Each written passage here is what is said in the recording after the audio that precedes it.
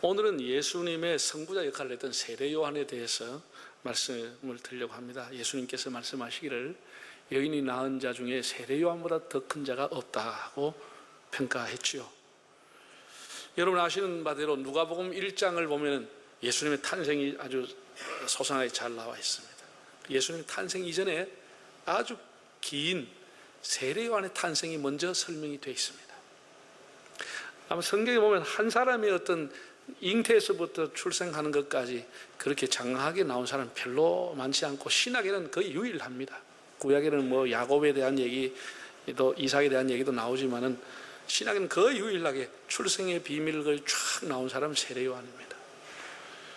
그는 레위 자손의 우선 제사장의 아버지가 아비야 반열에 속한 제사장이었고 자기의 반열에 제사를 드리다가 하나님의 음성을 듣게 되는 것이죠. 그래서 사가랴가 엘리사벳이 나이가 많아 무자하였더라. 나이가 꽤 많아서 자식이 없고 생산이 중단이 되고 자식을 또 못 낳고 그랬는데 하나님이 특별한 은혜로 잉태하게 됐습니다. 예수님이 오시기 6개월 전에 세례 요한이 먼저 태어나게 되는 겁니다. 그는 경건하게 나실린으로 자라면서 광야에서 생활을 했습니다. 메뚜기와 석정을 먹고 또 낙타 털옷을 입고, 지금 우리로 말하면 뭐죠? 텔레비전 나오는 자연인입니다. 자연인. 세례 요한은 자연인으로 살았습니다. 뭔가 문화의 옷을 입지 않고 뭔가 꾸밈이 없이 자연인으로 하나님 앞에 이렇게 경건하게 살아왔던 사람입니다. 그가 요단강에서 회개 설교를 하고 세례를 베풀었다고 했습니다. 당시 유대인들 중에 유대인들 가운데서도 죄를 짓거나 타락한 사람이 다시 돌아오면은 제사장들이 우슬초에 물을 적셔가지고 그의 머리부터 이제 씻어줬다고 하는, 이게 이제 정결 예식 회개 세례의 아마 그 모형이라 이렇게 느껴집니다.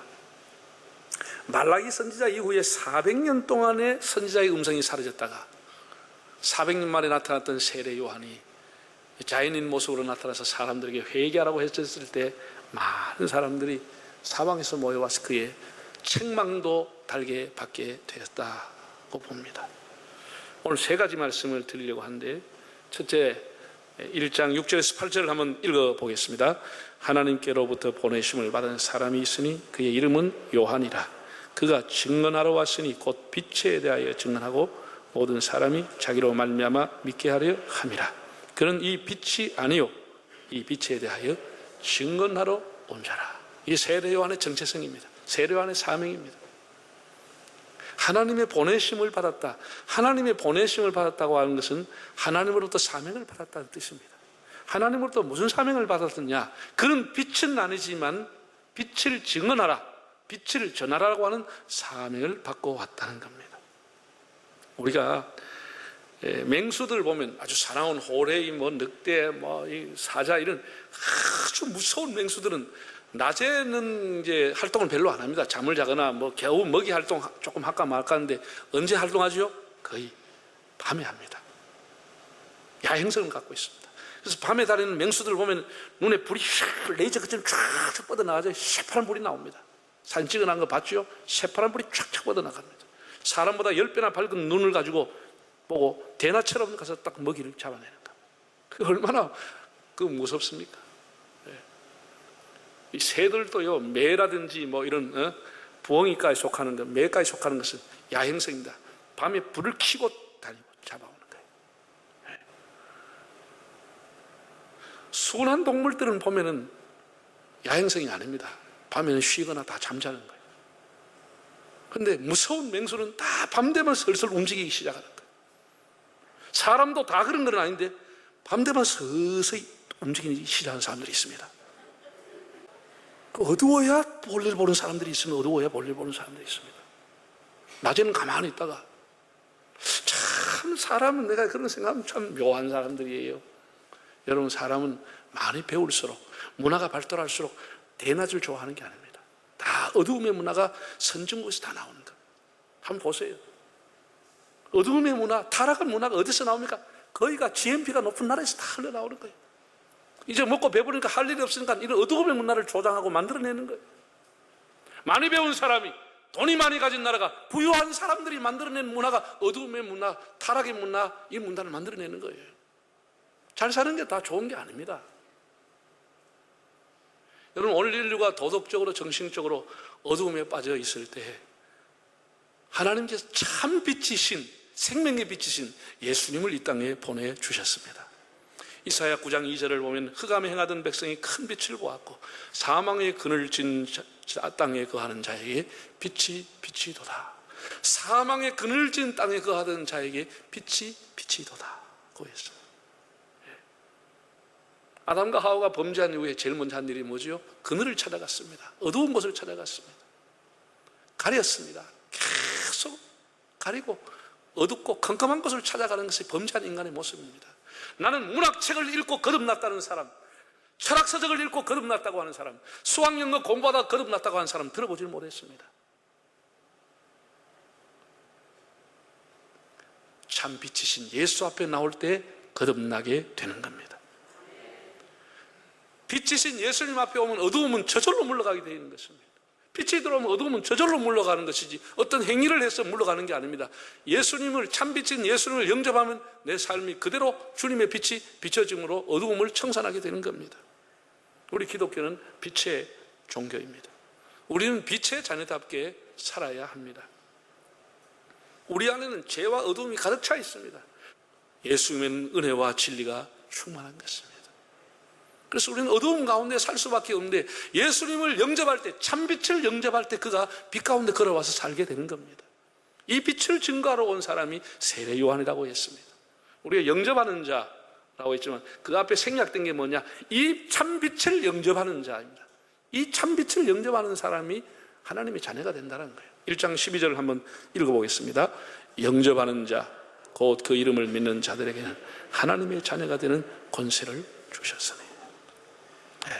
우리가 빛 가운데 살아야 되고 빛의 열매는 착함과 의로움과 진실함에 있다고 했습니다.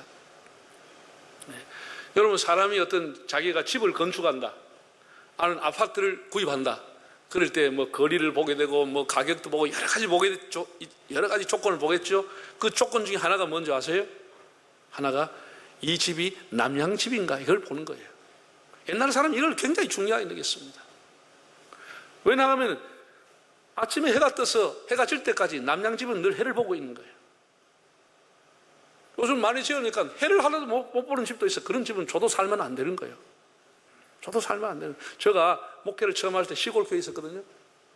시골교회 이게 수도가 있는데 수도가 옆에 농협 창고가 크게 지었나 보래. 3동 내도록 햇볕 구경을 못 하는 거예요. 해가 짧으니까 햇볕 구경을 못 해요. 그러니까 한 4개월, 5개월 동안은 그 수도를 사용을 못해. 콩콩거리가 4개월을 못해. 그래서 그때 내가 느낀 거, 햇볕이 이렇게 중요하구나. 해가 이렇게 중요한구나. 큰 농협 창고가 그늘을 지어 있으니까 이게 완전히 콩콩거려 버린 거예요. 콩콩거려. 아무리 물로 녹아도 녹아지질 않는 거예요. 녹아지질 않아요. 사람들은 식물이고 사람이고 빛을 봐야 되는 거예요. 그래서 우리가 돈을 좀 더 주더라도 남양집을 가게 되는 거예요. 남양집을 가는 거예요. 빛이 있어야 식물이 자라잖아요. 열매가 되잖아요. 우리의 영혼이라고 하는 것은 참 빛이신 예수님을 받아들일 때 우리 영혼이 살게 되는 겁니다. 여러분, 세례 요한도 대단히 훌륭한 사람입니다. 제가 전술한 것처럼 그렇게 경건한 가정에서 평생 하나님 앞에 의롭게 믿음으로 살았으면서도 그 사람은 빛이 아니라고 했습니다. 자기는 빛이 아니라고 했어. 도덕군자, 성인, 성자가 빛이 아니고 빛은 오직 예수 한 분밖에 없는 것이며 이것을 증언하러 세례요한이 왔다는 것이죠. 우리도 역시 이 세상에 나가서 참 빛은 예수밖에 없다고 하는 것. 우리는 빛이 아니고 우리는 빛을 받는 반사체에 불과한 것이고 참 빛은 예수밖에 없다고 하는 사실을 증거하는 사명을 갖고 있습니다. 두 번째, 요한은 자기를 부정하면서 예수님을 높였습니다. 이게 굉장히 어려운 겁니다. 예수님이 이렇게 말씀하셨죠. 누구든지 나를 따라오거든 자기를 부인하고 나를 쫓으라 그랬습니다. 자기를 부인하고 자기 십자가를 짚고 나를 쫓으라 그러는데 요즘은 참 자기 부인이 어려운 시대가 됐습니다. 그러면 다른 사람은 내가 부인하면 나를 깔보니까 없는 것도 자꾸 읽고 막 스펙도 없는 걸 불카가지고 대단한 거로 포장을 해야 되는데, 안 그러면 사람들 무시할까 봐 뭐든지 자기를 자꾸 이렇게 자기를 높이려고 하는 유혹을 받게 되는 겁니다. 한국교회가 어려운 이유 중에 하나가 광야의 영성이 아니고 광장의 사람이 아니고 광야의 사람이 아니고 광장의 사람이 되고 싶어 하면서 교회가 어렵게 되는 것입니다. 골방의 사람이 아니고 무대의 사람이 되고 싶은 욕구가 우리들을 다 어렵게 하는 것입니다. 변질되게 하는 것입니다. 사람 앞에 서고 싶고 많이 있는 곳에 서고 싶고 쓸쓸한 광야가 아니고 사람이 많이 모이고 관심이 있는 광장에 서고 싶은 이런 마음들이 점점 하나님께로부터 우리가 영성이 쇠퇴해가는 원인이 되고 있습니다. 스스로를 높이려고 하는 것, 자기를 부정하지 않고 자기를 지나치게 긍정해서 높이려고 하는 것들이 우리 사회를 이렇게 힘들게 하고 있습니다. 세례 요한을 보세요. 그는 자기의 사명과 자기의 위치 분수를 알았습니다.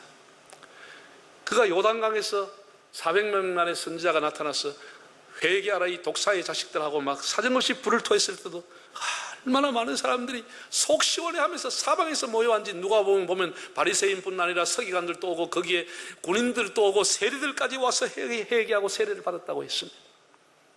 네. 구름같이 모여왔죠. 세상 말로 하면 인기 짱이었습니다. 네. 모든 사람이 기대를 한 몸에 받았습니다.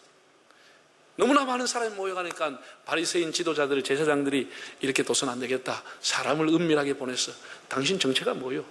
당신 어디서 온 사람이요? 뭐 하는 사람이요? 당신 족보가 뭐냐? 당신의 정체성이 뭐냐? 이렇게 사람에게 물어봤죠. 세례 요한에게. 세례 요한이 뭐 침묵하고 엉뚱한 얘기를 하고 애매한 말만 해도 인기는 계속 누릴 수 있습니다. 계속해서 저 사람이 그리스도인가 메시아인가 이렇게 할 만큼 대단한 위치에 있었는데, 세례 요한은 그렇게 애매하게 말하지 않습니다. 뭐라고 했느냐? 한번 볼까요? 20절 21절. 요한이 드러내어 말하고 숨기지 아니하니 드러내서 하는 말이 나는 그리스도가 아니라. 또 못해 그러면 누구냐? 엘리야냐? 아니라. 그러면 선지자냐? 아니라. 아니다. 자기 부정을 계속하는 거예요. 나는 너희들이 보는 메시아가 아니다라는 거예요. 나는 엘리야도 아니다라고 하는 거예요. 나는 별 볼 일 없는 사람이에요. 나는 오히려 그 사람의 신발끈도 포기에 감당치 못할 사람이에요. 나는 내 뒤에 오신 그분은 예배하러 온 사람이요 그의 선구자로 왔고, 나는 강야에 외친 사람에 불과한 것이지 나는 아니다라고. 나는 유명한 선지자도 아니요 특별히 그리스도 메시아는 아니다. 자기가 대단한 인기를 가지고 조금만 입 다물고 가만히 있어도 인기는 계속 유지할 수 있는데 아니라고 한 것이죠. 그는 흥해야 되고 나는 쇠야 되겠다고 하는 이 자기의 부정이 예수님을 더욱 높이는 결과를 가져오게 된 것입니다. 예수님을 더 높이게 된 것입니다. 오늘 우리는 우리의 삶에서 예수님을 높이는 삶이 필요합니다. 우리 예수 믿는 사람들은 가정이나 뭐 일사에 좋은 일이 일어나면 하나님 앞에 먼저 영광을 돌리는 것이 하나님을 높이는 길이고 자기를 낮추는 길입니다. 모든 것이 하나님의 은혜입니다. 제가 한 것이 아닙니다. 저는 하나님의 도구에 불과합니다. 다 하나님이 하신 일입니다. 하나님이 은혜 주셨습니다. 이런 자세가 하나님을 높이는 것이라는 거예요. 애매하게 하나님의 영광을 자기가 가져간 것이 아니고 공개적으로 드러내놓고 말하기를 나는 아니다라고 하는 거예요. 예수님만이 위대하다고 하는 것을, 예수님만이 훌륭하다고 하는 것을 드러냈습니다.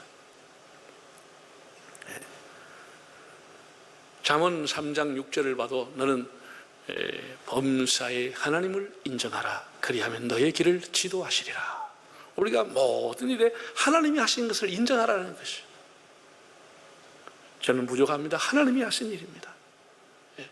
이게 놀랍잖아요. 여러분, 이게 나를 바라보시오. 여러분 나를 주목하시오. 이렇게 세례요한 얘기하지 않고 성경 그 이후에 읽어보면 이렇게 합니다. 세상 죄를 지우고 가는 하나님의 어린 양을 보라.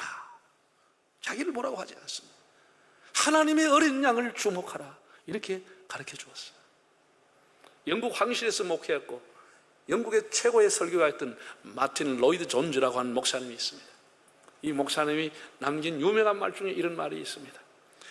하나님으로부터 부름받은 사람이 할 수 있는 가장 가장 위대하고 영광스러운 일은 그리스도를 선포하는 일이다 라고 했습니다. 하나님으로부터 부름을 받은 사람이 할 수 있는 가장 위대한 일, 그레이티스트, 가장 위대한 일이 뭐냐? 그리스도를 삶에서 선포하는 것이다 그랬어요. 그리스도를 드러내는 것이다 그랬어요. 그것이 가장 위대하다 그랬어요. 정말 공감이 가는 말씀 아닙니까? 여러분, 사람은 아무리 대단해도 그 호흡이 코에 있다 그랬어요. 아무리 대단한 사람도 5분만 숨 쉬지 않으면 목숨이 끊어집니다. 목숨이 끊어집니다. 세례 요한의 사명을 통해서 우리가 배워야 할 것은 우리가 삶의 위치가 어디에 있든지 그리스도를, 주님을 높일 수 있기를 바랍니다. 우리는 아무것도 아니고 주님을 주목할 수 있도록. 세 번째 말씀입니다. 세 번째, 그는 자신의 정체성에 대해서 나는 광야에서 외치는 자의 소리라고 했습니다. 23절을 읽어보실까요?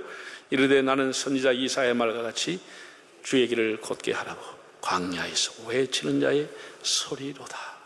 이 소리라고 하는 것, 헬라어 단어를 찾으면 푸혼레라고 하는 여성 명사로 나와 있습니다. 소리, 잡음, 목소리, 언어 이런 뜻으로 되어 있습니다. 푸혼레.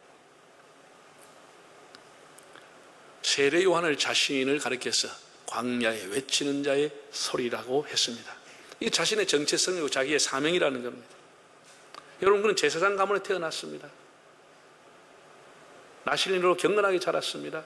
우리가 이스라엘 성지를 가면은 항상 사해바다 근처 예루살렘과 헤브론 사이에 쿰난 공동체라고 하는 것을 가게 됩니다. 거기는 그게 왜 유명하냐? 그게 네 번째 쿰난 동굴에서, 네 번째 동굴에서 사해 사본이 나왔습니다. 지금 우리가 가지고 있는 구약 성경 거의 90% 이상이 그대로 나와 있습니다. 그대로 현재와 거의 다를 바가 없는 내용이 그대로 나왔습니다. 그게 수백 년 전에 필사했던 것이 그대로 지금 맞다라는 거. 그게 증명이 되는지. 그게 사해 사본이라는 겁니다. 그게 다른 말로 쿰난 사본이라고도 하는데 쿰난 공동체에서 발견된 겁니다. 거기에 지금도 유적지를 개발하고 있는데 가면은 그 당시에 살았던 사람들, SNF파 사람들, 금욕주의자들이 거기에서 경건하게 늘 일어나서 기도하고 하루 종일 기도하면서 하는 일이 성경 필사한 일을 했습니다. 그 사람들은 무슨 죄 짓고 한 것이 아닌데도 날마다 거기에 목욕탕에 가서 거기에서 정결 예식을 행하고 몸을 물로 씻으면서 또 율법을 복사하고 율법을 등사하고 했던 그런 자리가 있습니다. 세례 요한도 거기서 몇 년을 머물렀으니까, SNF파 사람이니까 그가 이렇게 경건하게 살았습니다. 그렇게 경건하게 살았지만 그는 자신을 가리켜서 사라지고 마는 소리라고 얘기한 겁니다. 소리라고 했습니다. 이게 말씀과 소리의 차이입니다. 지난번 우리가 태초에 말씀이 계시나 그 말씀이 로고스라고 그랬어요. 로고스 예수님입니다. 태초에 로고스가 있었는데 그 말씀 로고스에 비교해 볼 때 자기는 사라지는 소리에 불과하다고 하는 것입니다. 로고스와 포혼의 차이. 말씀은 영원하지만 소리는 사라지는 겁니다. 자기도 이렇게 대단하게 하나님 앞에 경건하게 일생을 살았지만 자기는 사라지는 소리에 불과하다는 것입니다. 말씀이 목적이면 소리는 수단인 것입니다.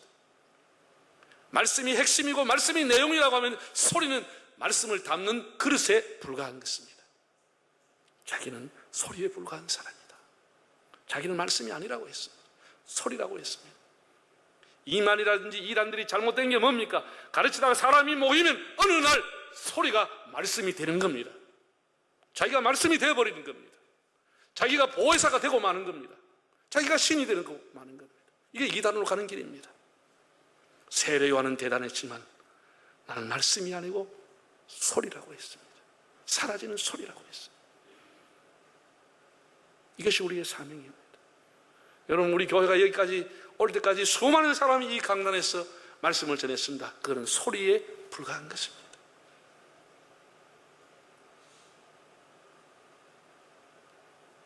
그러나 소리가 또 얼마나 중요한지 모릅니다. 말씀이라고 하는 것이 아무리 대단해도 그를 전달해주는 소리가 제대로 그 역할을 못할 때 말씀은 죽어버리는 것입니다. 말씀은 희미하게 되는 것입니다. 말씀을 제대로 말씀되게 해주는 것이 소리의 역할에 달리는 것입니다. 소리가 그 역할을 바르게 할 때 말씀이 살아 움직이는 말씀이 되어지고 사람들을 감동하는 말씀으로 남게 되어지는 겁니다. 그래서 소리의 역할도 매우 중요한 것입니다. 예를 들어서 우리가 러시아의 어떤 것을 알고 싶다. 러시아 말을 모르면 전달이 안 되지요. 전달이 안 될 거 아닙니까? 또 러시아 말을 할 줄 안다고 해서, 언어를 좀 안다고 해서 내용을 모르면 제대로 전달이 안 되는 것이죠. 마찬가지인 것입니다. 우리가 말씀이라고 하는 것은, 로고스는 매우 중요한 것이고, 이것이 본질이고 이것이 핵심이지만, 이것을 전달하는 도구, 매체인 소리가 제 역할을 못하면 말씀도 죽어버리는 것입니다. 말씀이 제 역할을 못하는 겁니다. 그래서 이 소리의 역할 아주 중요하다고 저는 생각합니다. 그가 외치고 사라지지만 그 소리가 있을 때 말씀이 살게 되는 겁니다. 예. 여러분, 우리나라에는 이런 문화가 없는데, 외국 가면은 이태리, 이런 독일, 러시아 이런 가면은 곳곳이 길거리에서 사람들이 나팔을 부는 사람, 바이올린, 첼로 하는 사람 와서 막 음악을, 한 사람, 두 사람 와서 연주하고 그 모자를 벗어놔놓고 지나가는 사람이 이제 노래 듣고 감동이 되면 그 팁을 얹어놓고 갑니다. 그런 걸 날마다 볼 수 있습니다. 우리나라는 그런 것이 잘 발달이 안 되는데, 우리는 그것을 가지고 개조를 해가지고 더 크게 요즘 발전했더라고요. 요즘 보니까 우리나라는 버스킹이라는 게 있더라고요. 이거는 외국에서 사는 한두 사람 노래하는 거랑 완전히 다르더라고요. 완전히 때로 몰래 와서 춤을 추고 난리 하더라고요. 버스킹이라고 하는 게, 길거리에서. 이태리에서 어떤 사람이 바이올린을 키면서 모자를 벗어놓고 음악을 연주했습니다. 남루한 옷을 입고 했는데, 지나간 사람들이 별로 관심을 안 가지는 거예요. 몇 시간 해도 아이고 저 사람 저래가 정신도 못 먹겠다 할 정도로 그 사람들이 별로 관심이 없는 거예요. 그걸 지켜보던 한 나그네가 그 악기를 좀 빌려다가 제가 잠깐 한번 연주 한번 해보겠다고, 이분이 연주를 한 거예요. 사람들이 가다가 다 걸음을 멈춘 거, 다 모여오게 된 거예요. 똑같은 악기인데 너무나 그 악기에서 신비한 음률이 흘러나오니까 사람들의 발걸음을 다 멈추게 한 것이죠. 사람들의 주머니를 열게 하고 다 거기에 모자에다가 팁을 넣게 한 것이죠. 소리의 역할이라고 하는 것입니다. 소리를 제대로 외치면 다른 사람의 발걸음이 멈춰지게 되는 것입니다. 그 사람이 하던 일을 멈추고 양심을 돌아보게 되는 것입니다. 소리가 소리의 역할을 하면 사람의 마음에 감동을 주는 것입니다. 그 소리가 소리 역할을 못하면 그냥 지나버리고 마는 것입니다. 이래서 소리가 중요한 겁니다.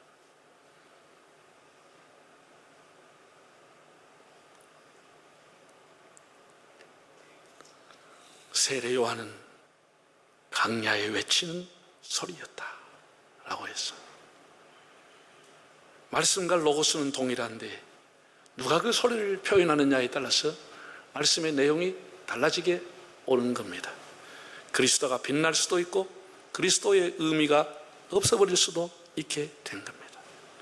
가급적이면 광야의 소리를 외칠 수 있어야 합니다. 이 비어지는 영성, 광장의 소리가 아니고 비어지는 영성, 자기를 비우는 것이 필요합니다. 탐욕을 비우고 자기를 비우는 게 중요합니다. 우리가 이제 많이 먹는 사람 보고 돼지 같아 이래가 비유를 하는데, 돼지가 들으면 참 모욕입니다. 여러분, 내가 책을 보니까 돼지가 얼마나 먹느냐, 자기 위에 70%, 많이 먹으면 80%를 먹는답니다. 돼지가 아무리 먹어도 80% 이상은 안 먹는답니다. 사람은 얼마나 먹냐, 자기 위에 140에서 150%를 먹습니다. 그만큼 사람은 절제를 못합니다. 탐욕이, 식욕이 그냥 가다 끌어붙습니다. 140에서 150은 위가 터지도록 먹습니다. 그 숨도 이러면서 계속해서 먹습니다. 돼지는 몇 프로? 70에서 80% 넣고 헐가분하게 댕깁니다. 왜 돼지 보고 돼지 같다 소리 하지 마세요. 이렇게 사람은 절제를 못하는 거예요. 우리가 광야의 영성은 자기를 비우는 겁니다. 자기를 비우고 낮출 때 소리 역할을 제대로 할 수가 있게 되는 겁니다. 그 소리가 제대로 나오게 되는 겁니다. 사랑하는 여러분, 오늘 세례 요한의 사명을 생각해 보았습니다. 그는 빛의 증언자로 살았습니다. 우리는 빛이 아닙니다. 그러나 우리는 예수 그리스도의 빛을 따라 살고 그 빛을 증거하는 삶을 살아야겠습니다. 두 번째, 그는 자기 부정을 통해서 예수님을 높였습니다. 나는 메시아가 아니다, 나는 선지자가 아니다 라고 하면서 예수님만을 높였습니다. 우리가 우리의 삶에서 겸손함으로써 일상에서 예수님의 은혜를 찬양할 수 있기를 바랍니다. 그는 광야에서 외치는 자의 소리로 살았습니다. 그도 경건한 가정에서 자라서 하나님이 인정할 정도로 귀하게 살았지만 자신은 로고스가 아니고 사라지는 소리에 불과하다고 했습니다. 그러나 그 소리를 담는 그릇으로서 경건하게 살았기에 그 말씀이 빛이 나는 삶을 살게 된 것입니다.